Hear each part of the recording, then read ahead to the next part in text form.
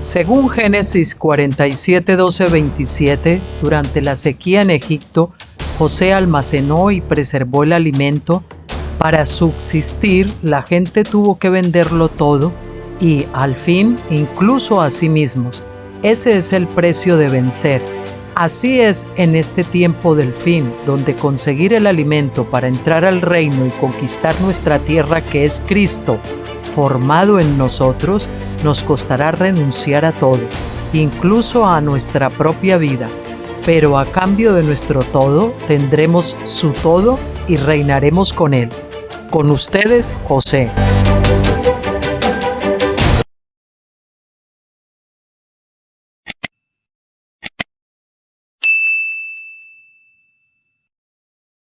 Muy buenas tardes a todos, queridos amigos y hermanos. José con ustedes de nuevo. Hoy creo que es el 20 de junio, sí, de 2023, y son las 17:45 aproximadamente aquí en España. Hoy vamos a salirnos del programa un poquito, como ya les anticipaba, para terminar el estudio del jubileo, que ya saben que es el primer libro que yo leí, a través del cual conocí al doctor Stephen Jones, que es un libro breve donde el primer capítulo es el jubileo de Bill Britton, que vimos el otro día, y el segundo capítulo es la ley del jubileo del propio doctor Stephen Jones, que es el que vamos a ver hoy. Así que vamos a por él. El jubileo, capítulo 2, la ley del jubileo, doctor Stephen Jones.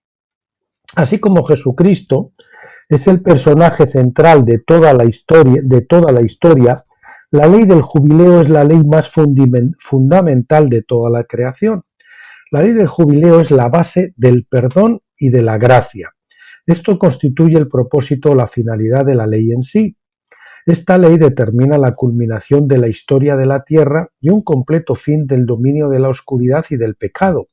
La ley básica del jubileo, relatada en Levítico 25 del 8 al 13, nos dice: contarás también 7 semanas de años para ti, 7 veces 7 años, para que tengas el tiempo de 7 semanas de años, es decir, 49 años.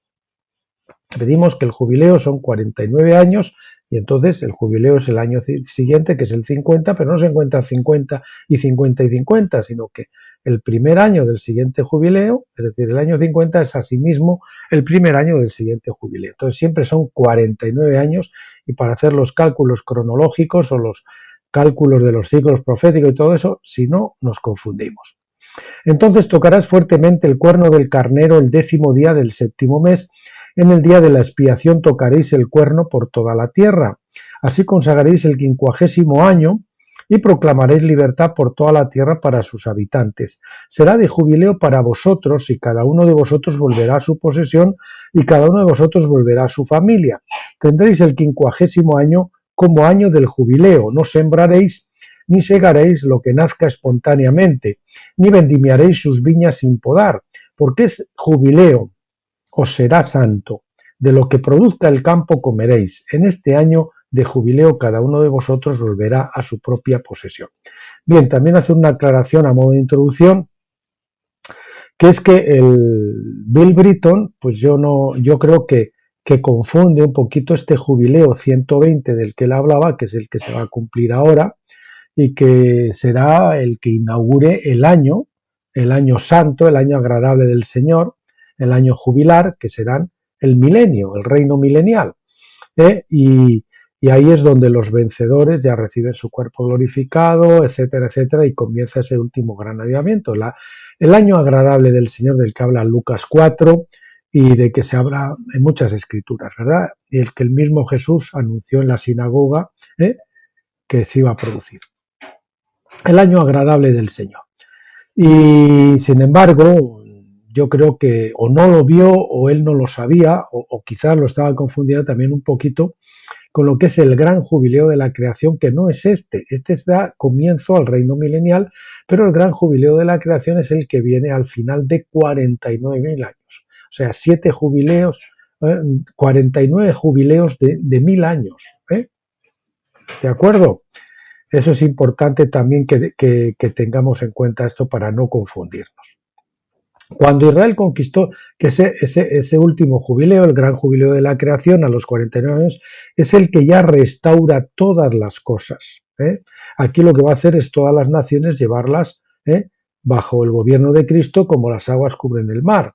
Pero después falta que se restauren todos los incrédulos, que todos los que no participaron en la primera resurrección también sean completamente disciplinados, restaurados, es decir, la Iglesia.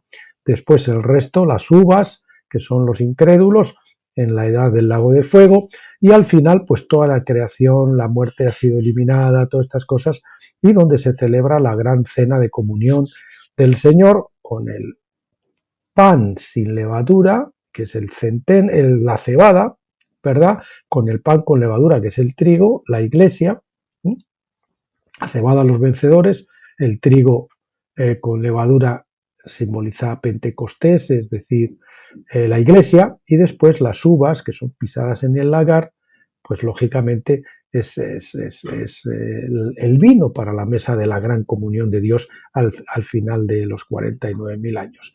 Y entonces sabemos, pues es un juicio, la cebada se avienta, ¿no? Es un juicio más leve, ¿no? Y los vencedores pues tienen un juicio más leve porque lo pasan en esta vida, se someten completamente al bautismo de fuego, entonces tiene. Después está el trigo que necesita pues ser trillado, el tribulum o trigo, por ahí viene la palabra tribulación, del trillo, de trillo, tribulum, pues que tiene que ser, ya sabe, pues aplanado, machacado, con ese trillo arrastrado por los animales, que suele llevar unos pesos encima, unas piedras y demás, para soltar la paja del grano.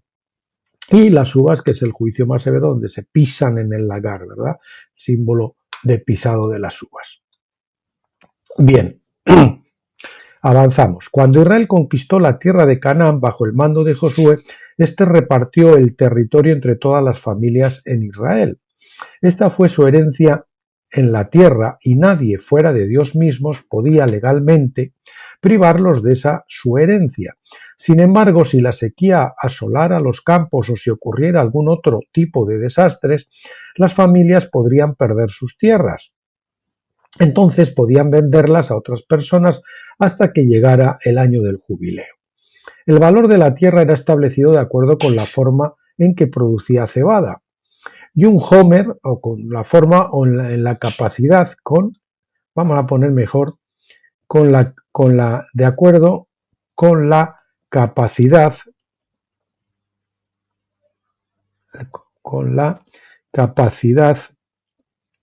en que producía cebada. Y un homer de cebada, más o menos 8 almudes, era el precio fijo,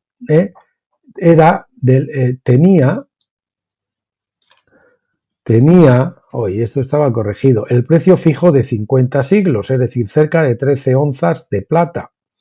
Levítico 27:16 es lo que nos dice eso, es del homer que valía, pues eso, eran 8 almudes y eran 50 siglos, 13 onzas de plata. Al vender la tierra, el comprador debía pagar un buen precio razonable, de acuerdo con la cantidad de cebada que en ella se pudiera producir normalmente desde el tiempo presente, o sea, desde el momento de la compraventa, hasta el año del jubileo. Desde luego, no se podía contar los años sabáticos cuando la tierra tenía que descansar y no podía producirse ninguna cosecha porque no podía ser cultivada. Bueno, entonces decía, si usted es al principio del jubileo, vamos a ver, 49 años, ¿cuánto produce de cebada cada año? Tantos, ¿no? Tantos homer de cebada. Pues eso multiplicamos y eso es el dinero, eso es lo que vale esta tierra. Vale.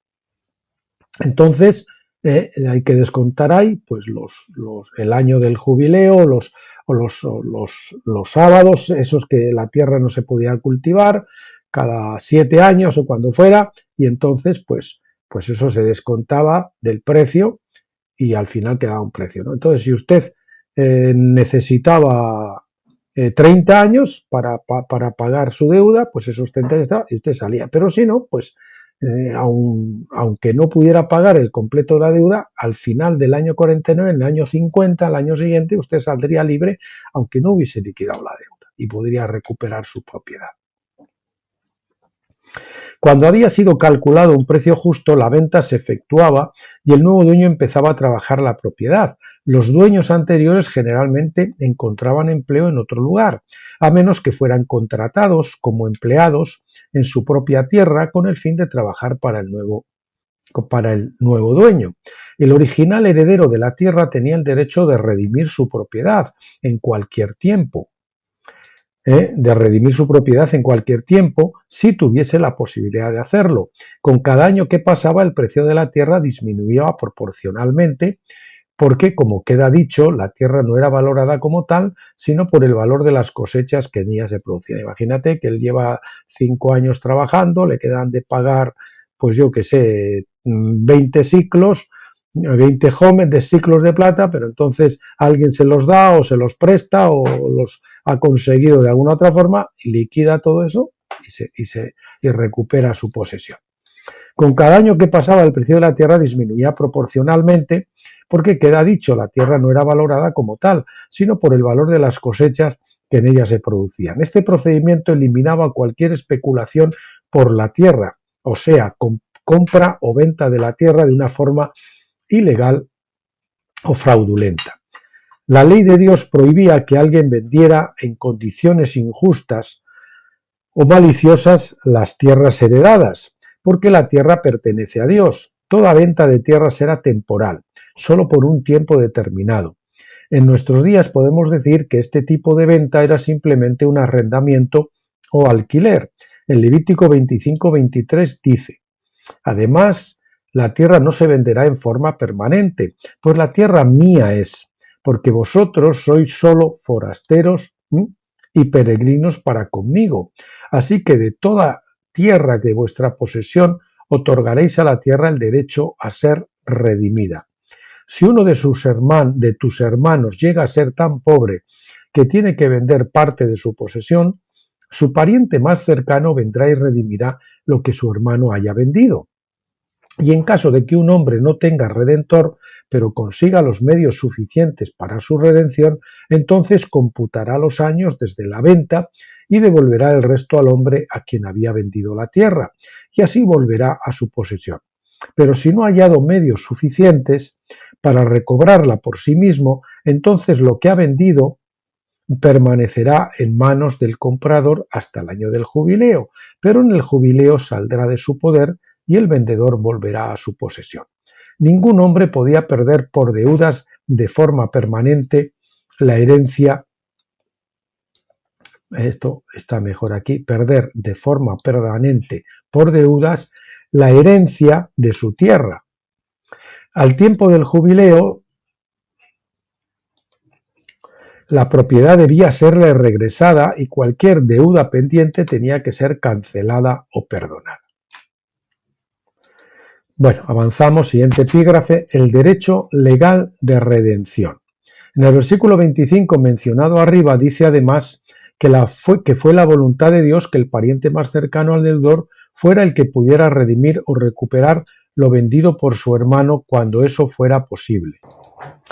De hecho, la ley establece específicamente en la New American Standard Bible que su más cercano hermano ha de acudir y comprar de regreso lo que su pariente había vendido. Estamos convencidos de que esta ley mencionada no solamente es un documento de carácter moral, esto parece que está muy mal puntuado, sino que también es profética, porque esta es la ley que Jesús desempeñó en forma perfecta. Esta es una profecía de cómo Jesucristo, nuestro pariente redentor, vendría a comprar para tenerlas de vuelta todas las cosas que fueron vendidas cuando Adán pecó. Las Escrituras no pueden ser quebrantadas. Si el Redentor o el que redime algo tiene el poder y la fuerza legal para hacerlo, la ley establece que éste está autorizado por la voluntad del Padre en el cielo para poder redimir y rescatar lo que su hermano perdió. Nosotros somos sus hermanos de Cristo. Consecuentemente, la ley demanda y estipula que Jesucristo redima todo lo que se perdió en Adán. La única pregunta sustancial en este caso es si en realidad Jesucristo ha hecho esto o no.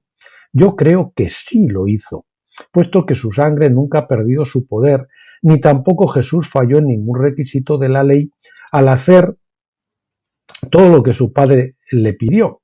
Por consiguiente, la ley, de esta forma, fue completamente compensada y cumplida en su totalidad. La ley de la redención estaba estrechamente asociada a la ley del jubileo. Básicamente, la redención o recuperación de la herencia perdida era siempre posible antes del año del jubileo, si el deudor en alguna forma podría reunir el dinero suficiente o necesario para redimirse a sí mismo, siempre tenía el derecho legal de hacerlo así. También un pariente cercano tenía el derecho legal para redimir al deudor en cualquier tiempo. Podemos leer al respecto de esto en Levítico 25 del 47 al 55, es decir, que mientras está vigente el jubileo, el anterior propietario o alguno de sus parientes redentores, algún pariente redentor, podían recuperar la tierra dentro de esos 49 años. Si no, ya no se podría recuperar, pero entonces ya entraba la ley del jubileo de cualquier forma. Eso ya no era la redención, sino era el jubileo. Bueno, Levítico 25, 47 a 55 dice: si aumentan los bienes del forastero o del peregrino que mora contigo, y si empobrece tu hermano que está con él, y se vende al forastero que mora contigo, o se vende a los descendientes de la familia de un forastero, él tendrá derecho de redención después de ser vendido. Uno de sus hermanos podrá redimirlo. O su tío, o el hijo de su tío, podrán redimirlo, un pariente cercano de su familia podrá redimirlo, o si prospera, él mismo podrá redimirlo. Entonces él, con su comprador, calculará desde el año en que se vendió a él hasta el año del jubileo, y el precio de su venta corresponderá al número de años. Los días que estará con él serán como los días de un jornalero. Si aún le quedan muchos años, devolverá parte de su precio de compra en proporción a ellos para su propia redención, y si quedan pocos años hasta el año del jubileo, así los calculará con él. En proporción a los años, devolverá la cantidad de su redención. Lo tratará como quien trabaja jornal año por año. No se enseñoreará de él con severidad delante de sus ojos. Aunque no sea redimido por estos medios, todavía saldrá libre en el año del jubileo, él y sus hijos con él. Pues los hijos de Israel son mis siervos, siervos míos son, a quienes saqué de la tierra de Egipto. Yo soy el Señor vuestro Dios. Es muy importante que entendamos la ley de la redención, porque tiene mucho que ver con el plan de Dios para la redención, tanto de Israel como para la redención del mundo. Un simple amigo no tiene el derecho de redención, solamente un pariente cercano tiene ese derecho. Esto quiere decir que si un hombre se vende junto con su familia para trabajar todos ellos para otro hombre, su amigo podría redimirlo, pero solo si el amo se lo permitiera. Él no tiene el derecho, pero el amo dice, bueno, vale, si tú me pagas, me da igual. Entonces lo puede hacer. Pero si el nuevo amo se opone, dice, no, a mí me interesa más continuar con la tierra, y no tiene un pariente cercano que lo haga, entonces no puede redimirla. El amigo no tiene el derecho de redención, al contrario, el amo o patrón sí tiene el derecho de retener a los nuevos jornaleros o esclavos en su trabajo. Pero si un pariente cercano decide redimir al deudor, el patrón o amo no tiene ninguna cosa que decidir en este caso, pues el pariente tiene el derecho legal de redención. Así que nosotros fuimos esclavizados a Satanás, pero como un pariente redentor, es decir, Jesucristo, que es nuestro pariente cercano, nuestro hermano mayor, nos redime, Satanás no se puede oponer, tiene que soltarlos. No puede decir, no me interesa, yo me los llevo y aquí nada. Y de todas formas todavía quedaría la ley del jubileo, pero estamos hablando de la redención. Jesús vino al mundo para redimir a su pueblo, Lucas 1:68.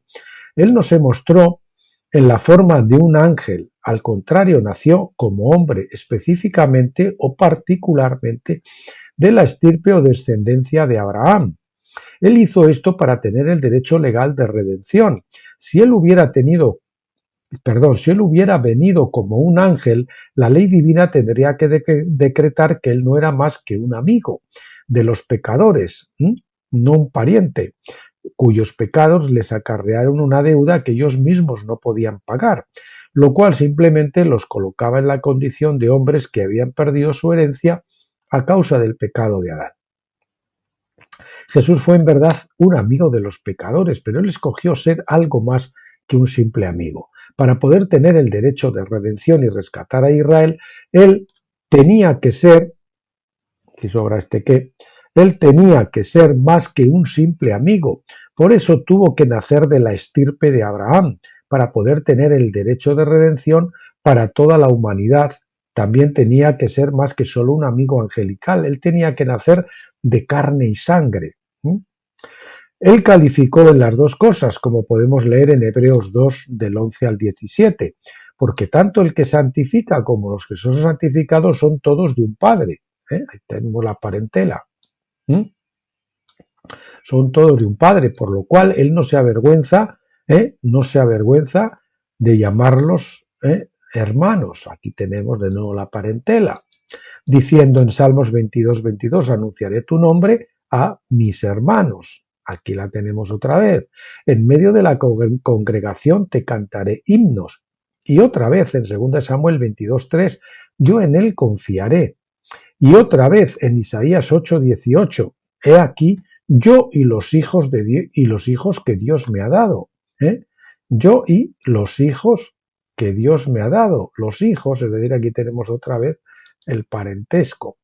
Así que, por cuanto los hijos participan de carne y sangre, él igualmente participó también de lo mismo, de carne y sangre, para anular mediante la muerte el poder de aquel que tenía para anular mediante la muerte el poder de aquel que tenía el poder de la muerte, es decir, el diablo, y librar a los que por el temor a la muerte estaban sujetos a esclavitud durante toda su vida, porque ciertamente no ayuda a los ángeles, sino que ayuda a la descendencia de Abraham.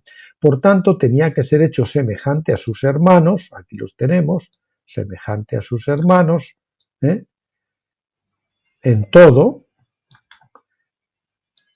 a fin de que llegara a ser un misericordioso y fiel sumo sacerdote en las cosas que a Dios atañen, para hacer propiciación por los pecados del pueblo, es decir, para poder ser redentor.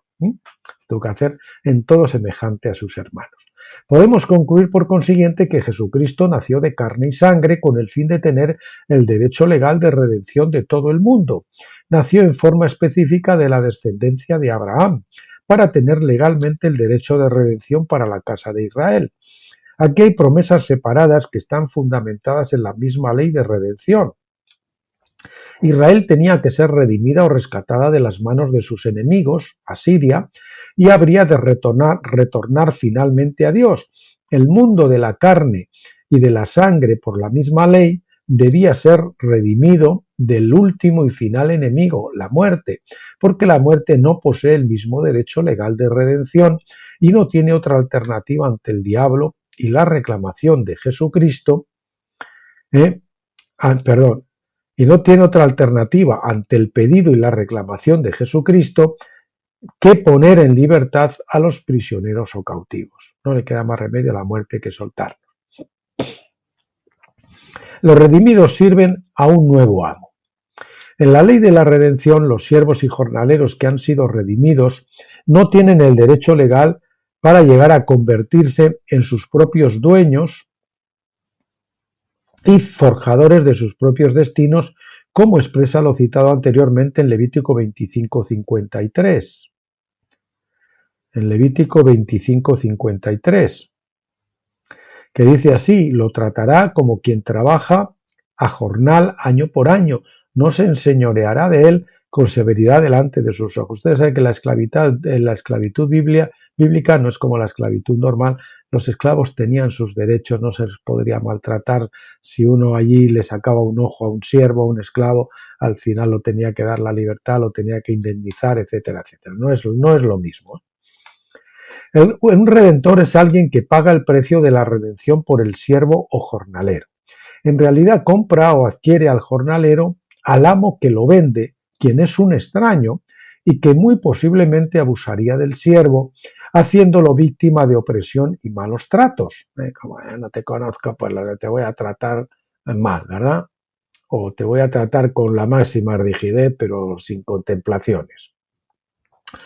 El pariente más próximo es quien tiene la responsabilidad que le ha sido encomendada de redimir a su hermano, con la condición fundamental de que debe tratar al jornalero sirviente en forma establecida y requerida por la ley con bondad y consideración. Obviamente un pariente pues lo va a hacer con más bondad y consideración que un amo ajeno, aunque un amo ajeno también pudiera ser buen amo, pero por norma no lo sería tanto como el pariente. Todo esto significa que el sirviente simplemente ha cambiado de dueño. Esto es importante, este párrafo. Todo esto significa que el sirviente simplemente ha cambiado de dueño. La redención no significa que el jornalero sirviente está ya en libertad para hacer su propia voluntad. Cuando somos redimidos por Cristo, somos comprados por Él y le pertenecemos. Tenemos que hacer lo que ahora nos dice Jesús, no podemos hacer lo que nos dé la gana. Es decir, cambiamos de amo, pasamos de un amo malo a un amo bueno, pero no somos libres, para no servir a ninguno de los dos. Por eso lo leeremos más adelante, como dice, no sirváis más al pecado, ¿no? Ya no estáis esclavizados a él, entonces tenéis que servir a la justicia. El apóstol Pablo pone en discusión este punto de la ley en Romanos 6, el capítulo en donde discute con el supuesto derecho de los cristianos que han sido redimidos a continuar en el pecado para que la gracia pueda abundar.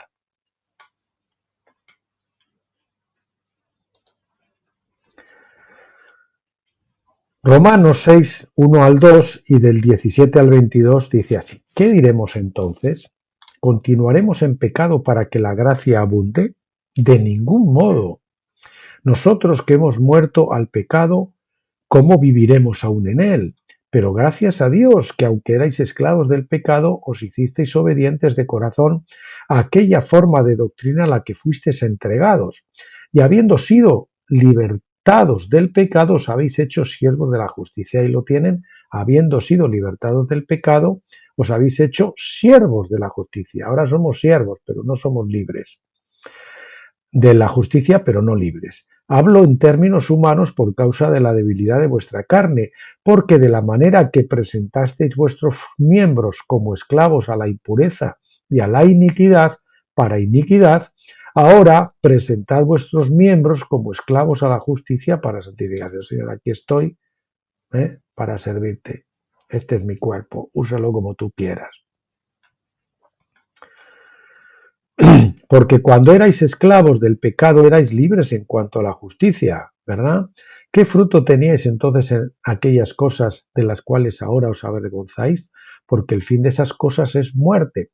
Pero ahora, habiendo sido libertados del pecado y hechos siervos de Dios, otra vez, libertados del pecado y hechos siervos de Dios, tenéis por vuestro fruto la santificación y como resultado la vida eterna. La discusión de Pablo en este caso se basa en la ley de redención. El sirviente o trabajador redimido estaba obligado por la ley divina a servir al que lo redimió, o sea, a trabajar para él. Un pariente viene y me rescata, dejo al amo extraño, pero voy a trabajar para un pariente que ahora es mi amo hasta que también le pague la deuda a él, ¿verdad? Él me ha comprado durante un tiempo. Jesús es el Redentor, quien nos compró por el precio de su sangre, y por esa razón, como nos dice Pablo, nosotros hemos sido libertados del pecado y hechos siervos de Dios. Versículo 22. Esto significa que el pecado ya no es más nuestro amo. Ahora Dios es nuestro propietario. Lo que quiero decir es que ahora somos responsables ante su ley y ha de esperarse que seamos obedientes en todo lo que corresponde a Él, a Jesús, al Señor, a Dios. Juan nos dice que el pecado es infracción de la ley, primera de Juan 3:4. Juan también dice en primera de Juan 2 del 3 al 4. Y en esto sabemos que hemos llegado a conocerle, si guardamos sus mandamientos. El que dice, yo he llegado a conocerle y no guarda sus mandamientos, es un mentiroso, y la verdad no está en él. Juan no está señalando que la ley sea lo fundamental para nuestra salvación.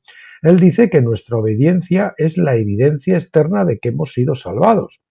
De modo que si afirmamos que hemos sido redimidos, pero nos negamos a ser siervos de Cristo, en realidad no le hemos conocido.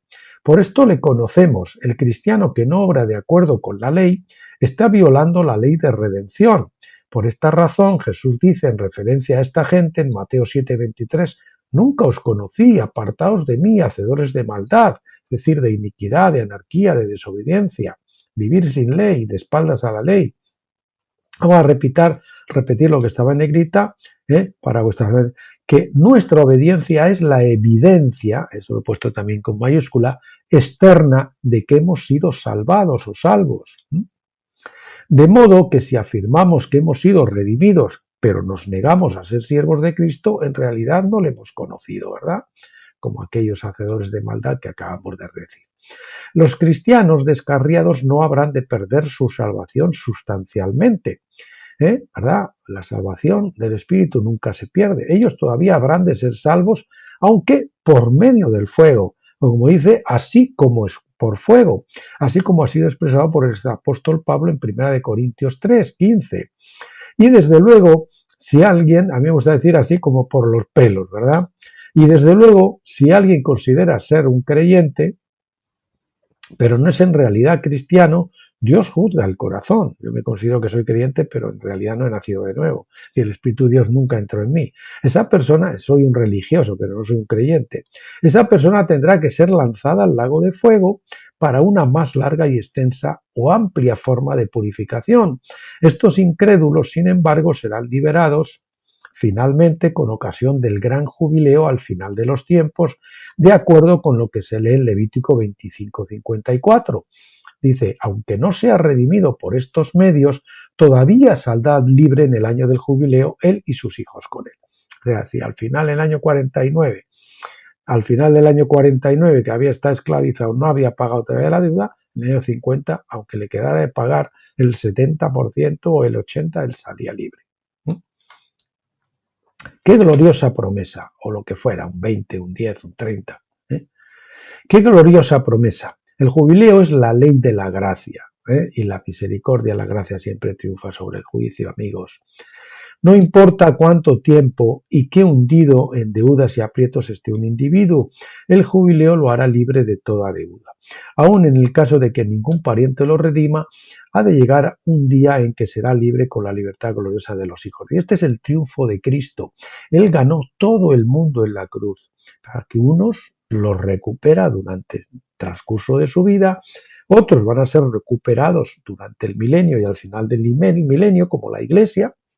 Primero los vencedores, después la Iglesia, y el resto, los que le doblen la rodilla en el trono blanco, pues serán recuperados al final en el jubileo, el gran jubileo de la creación, a 49.000 años, si lo estamos calculando correctamente.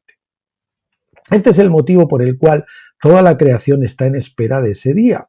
En Romanos 8, del 19 al 25, dice así, porque el anhelo profundo de la creación es aguardar ansiosamente la revelación de los hijos de Dios, porque la creación fue sometida a vanidad, no por su propia voluntad, sino por causa de aquel que la sometió en esperanza, de que la creación misma será también liberada de la esclavitud, de la corrupción, a la libertad de la gloria de Dios, de los hijos de Dios.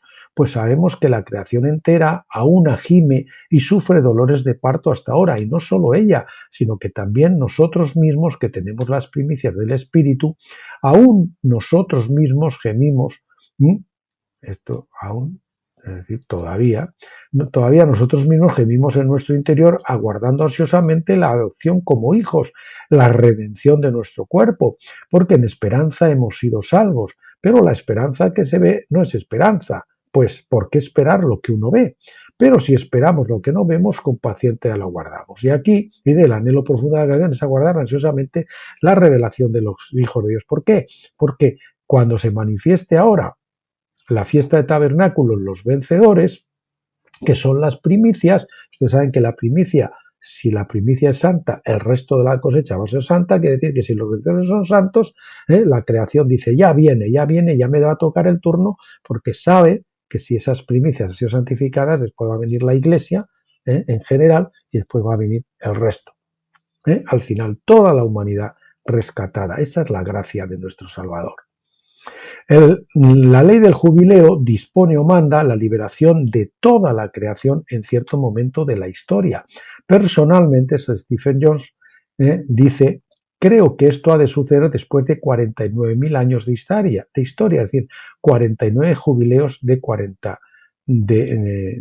1000 años, 49 jubileos de 1000 años, donde estamos a punto de entrar todavía a hacer el primero de esos 49. Se completarán, ahora iniciaremos el milenio, el primer sábado milenial, y después pues se habrá completado los primeros 7000 años, pero quedarían 42.000 años, al final después del trono blanco. El nivel más bajo del jubileo venía después de 49 años, Levítico 25:8. La trompeta que anunciaba el jubileo era tocada el día de la expiación, que ocurría a los 10 años dentro del año 50, el Levítico 25. Es el nivel más bajo del jubileo, hablando en términos anuales, 49 años y jubileo al año siguiente. En la historia profética pueden verse jubileos de alto nivel o de más alto nivel, como las 70 semanas de Daniel, 70 veces. ¿Sí? 7 veces, 7 por 7, 49, ¿no? Lo que efectivamente consiste en 10 años de ciclos de jubileos, o sea, 490 años. Jesús nos hizo libres en la cruz al final de las 70 semanas de Daniel, en el año 33, ver nuestro libro Secretos del Tiempo. El ciclo de 40 jubileos de 1960 años, el ciclo 40 jubileos de 1960 años es tan importante como lo es el ciclo de 50 jubileos de 2450 años. Estos temas son cubiertos de forma extensa en el libro del Dr. Cifellón, Secretos del Tiempo, que les digo que es un libro básico, junto con,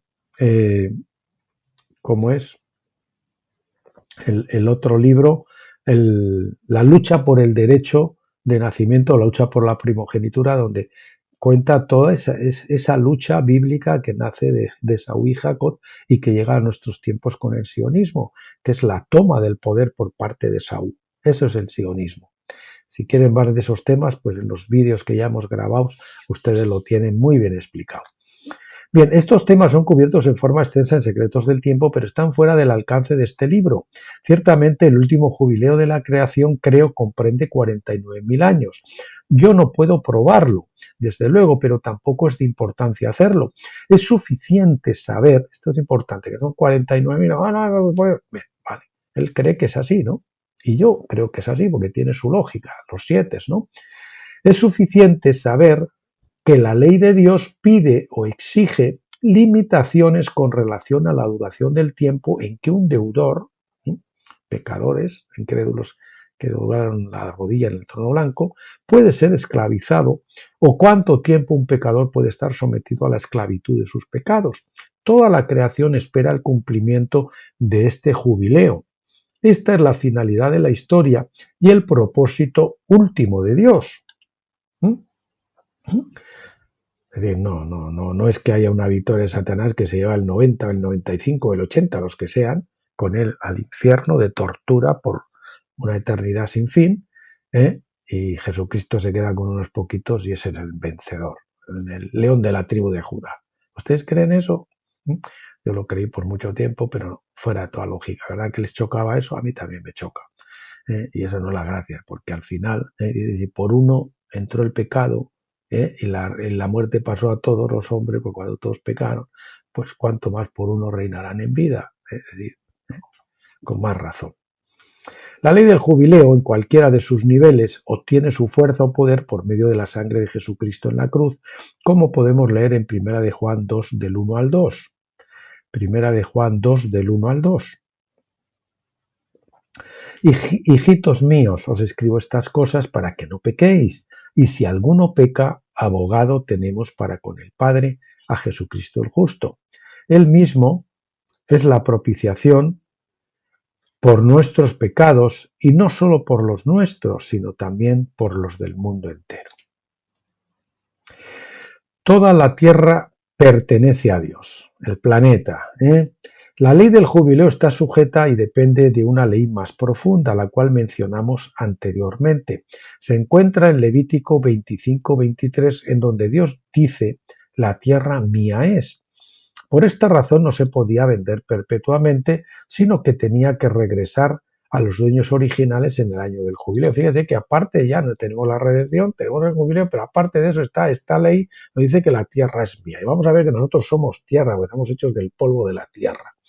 Por esta razón no se podía vender perpetuamente, por eso no puede ser torturado eternamente en el infierno, aunque no fuera tortura, ni siquiera retenido eternamente.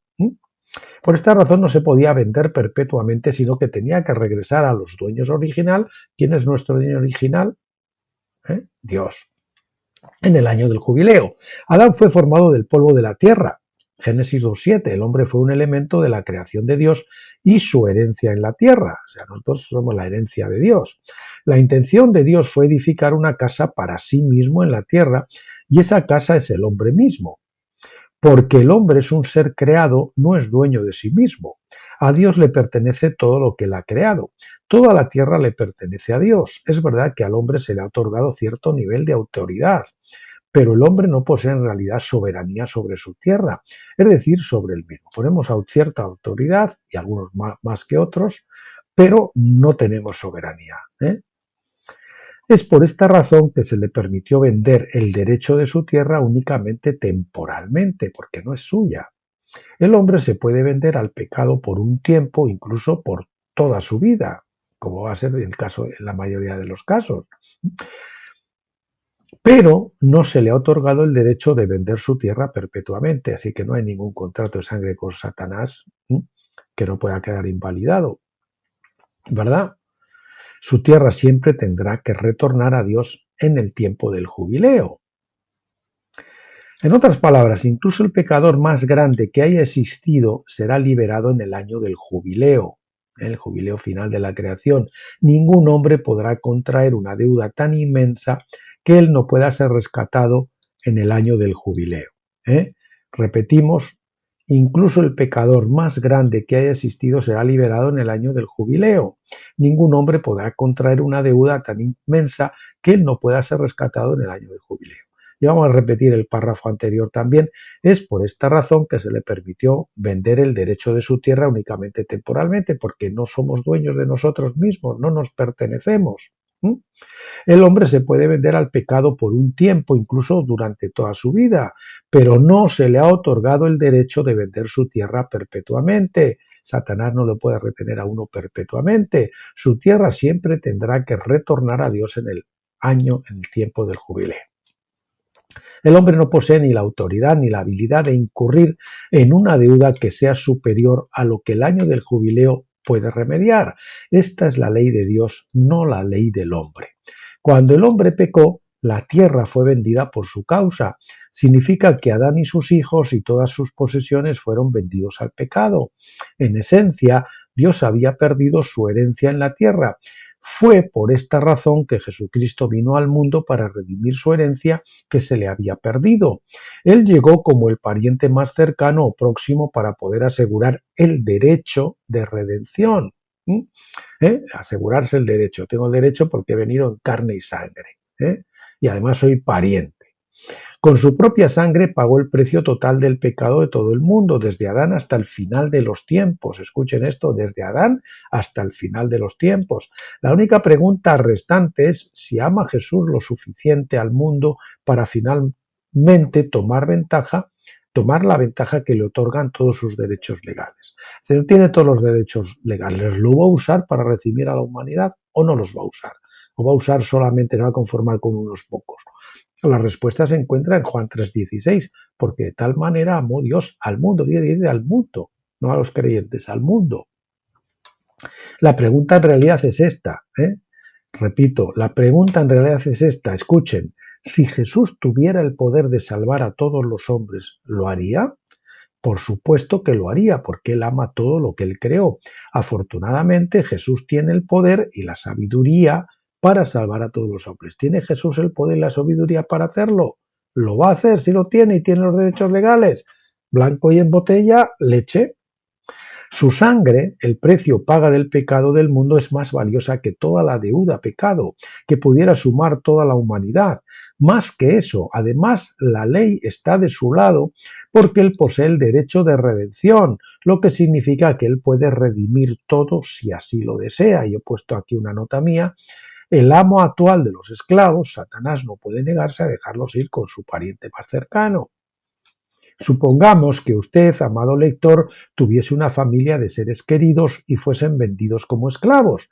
Si usted tuviera el derecho legal de redención y pagara el precio total por su redención, ¿estaría usted satisfecho si el amo de los esclavos recibiera su dinero, pero después solo le entregara uno o dos de ellos?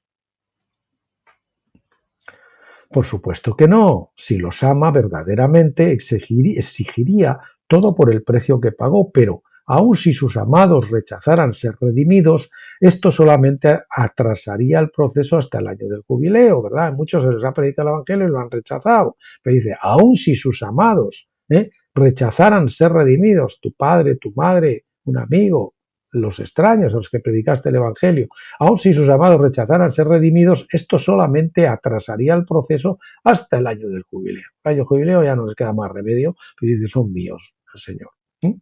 Acuérdese de lo expresado en Levítico 25:54.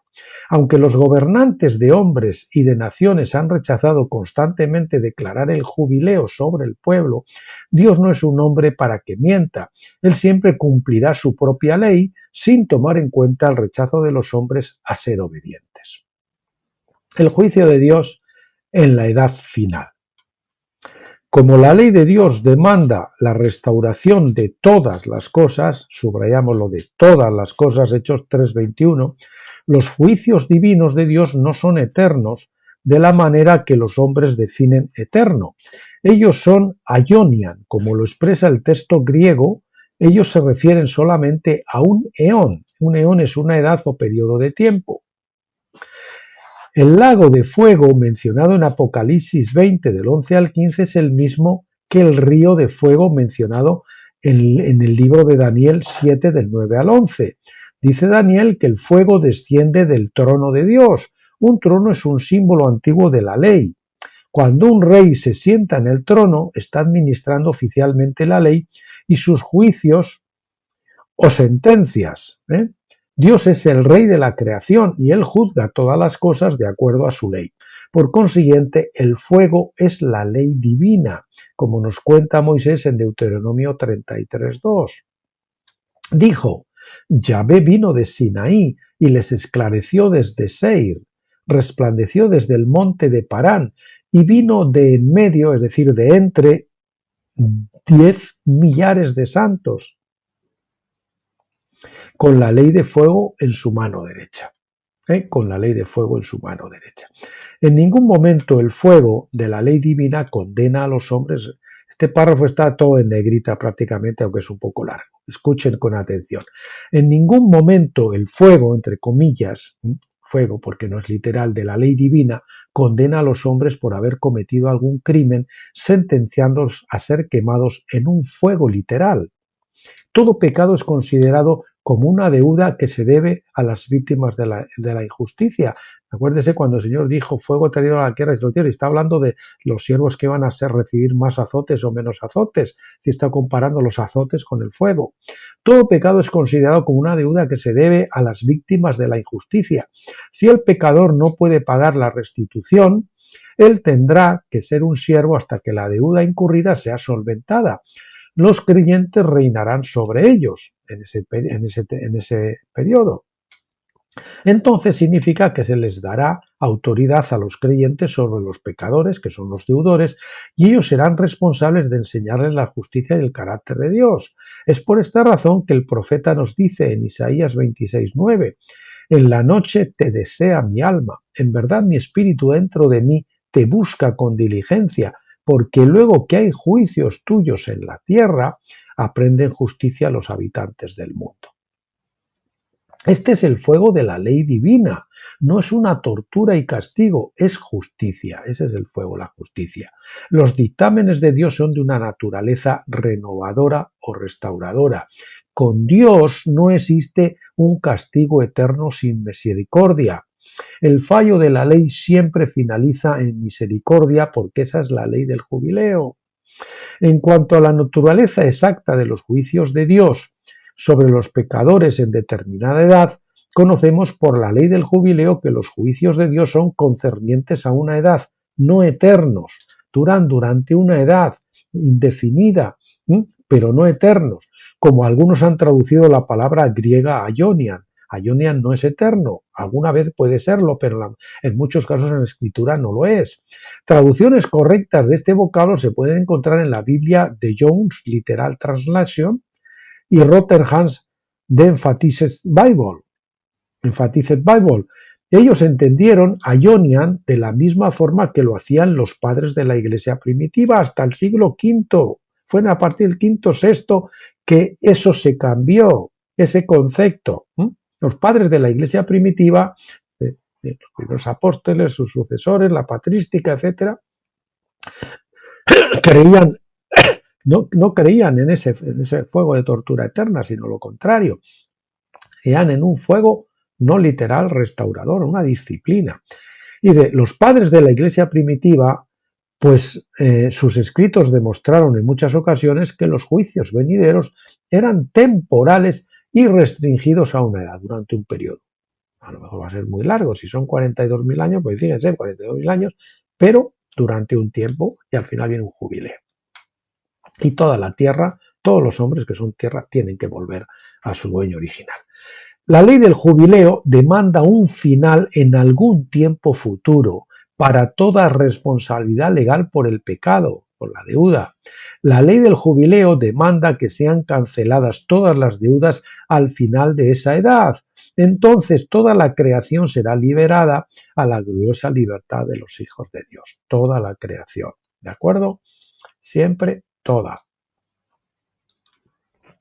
La restauración de todas las cosas. Avanzamos. Cuando todas las cosas sean restauradas por Dios, serán entonces cumplidas las palabras de Jesús en Juan 12 del 32 al 33.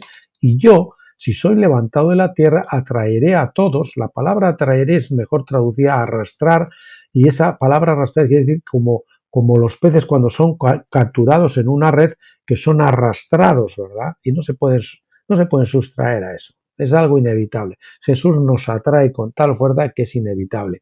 Atraeré a todos, no dice a unos pocos, a mí mismo. Pero él decía esto para indicar de qué clase de muerte iba a morir. De igual manera, las palabras del apóstol Pablo serán cumplidas, como se expresa en 1 Corintios 15 del 22 al 28. Dice así, porque así como en Adán todos mueren, también en Cristo todos serán vivificados, pero cada uno en su debido orden. Aquí la palabra orden es tagma, escuadrón.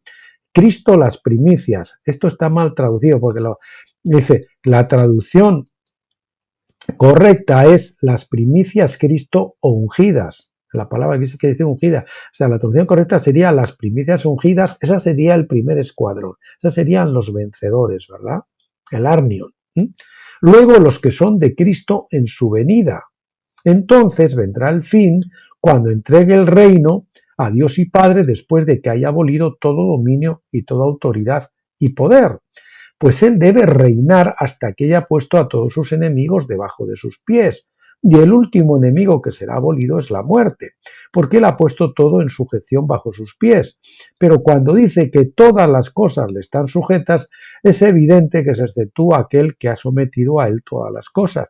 Y cuando todo haya sido sometido a él, entonces también el Hijo mismo se sujetará a aquel que sujetó a él todas las cosas para que Dios sea todo. Entonces, fíjese que aunque ahí no lo subrayado, está todo y todo, por todas y todas, por todos lados.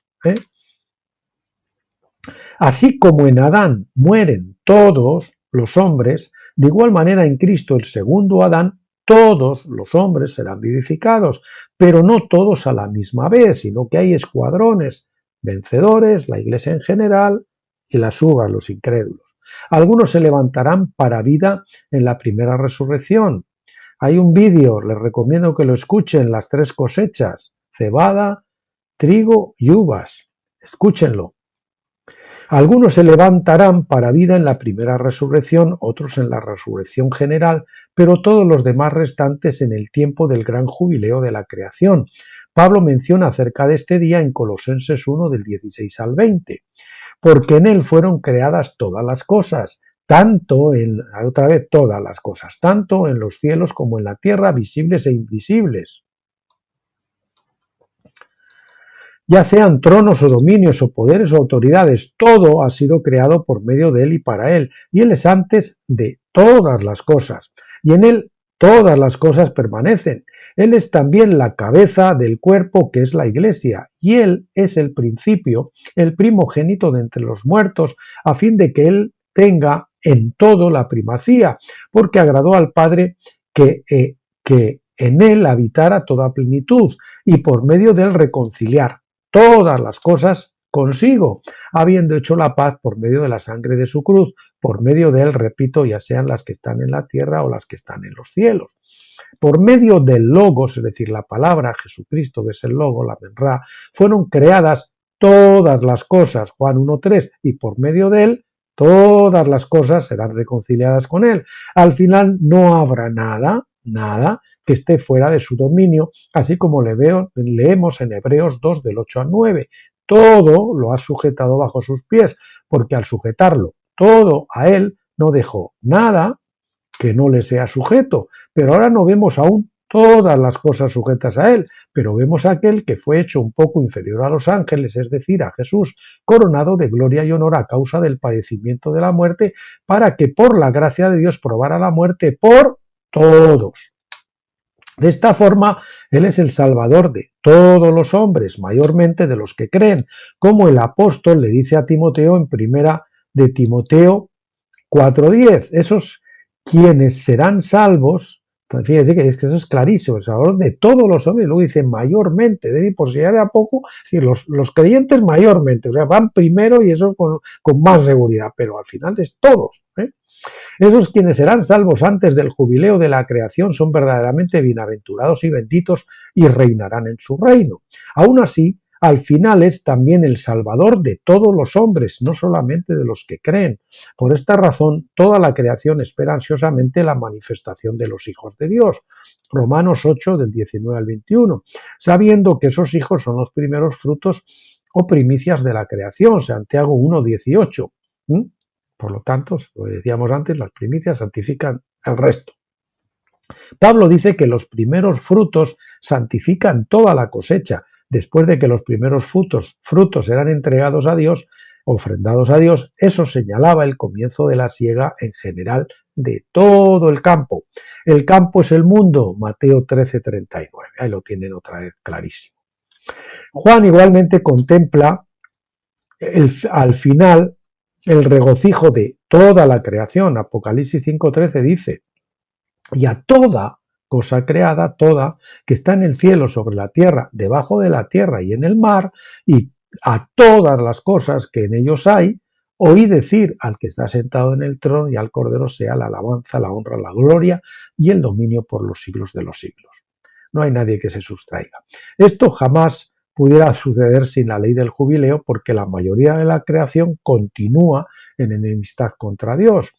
Son ellos los que en verdad están en necesidad del jubileo, porque, a diferencia de los verdaderos creyentes, ellos no aprovecharon la ley de la redención, no tomaron la ley de la redención, pero les queda la ley del jubileo. El tiempo para la redención termina con el jubileo. Por eso exhortamos a todos aquellos que tienen oídos para oír la palabra de Dios, que crean en Jesucristo y sepan cuán gran salvación ha otorgado a los hombres.